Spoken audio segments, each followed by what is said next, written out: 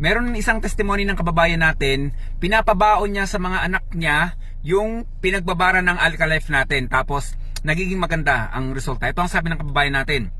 Legit po ito, Alka-Life na maintenance ko ngayon. Simula nung nagka-acid ako, tsaka anxiety, pati lunas. Kahit mga anak ko, tubig nilang baon Alka-Life. Naglabasan mga bulatin nila. So, isipin nyo Alka-Life pa lang yung gamit ng anak niya, ipinababaon. Ganito gawin yung mga kababayan. Kung may tumbler yung mga anak nyo, pabaon nyo yung Alka-Life, napakaganda yun. Kaya lang ingatan lang, wag lang mawawala. Or else, pabaunan nyo na lang ng tubig na nakababad na sa Alka-Life.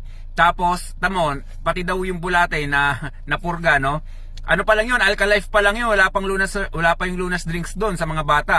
Mas magiging aktibo sila sa klase kasi nga yung pati sa memorya sa utak is nagiging naaayos din yan.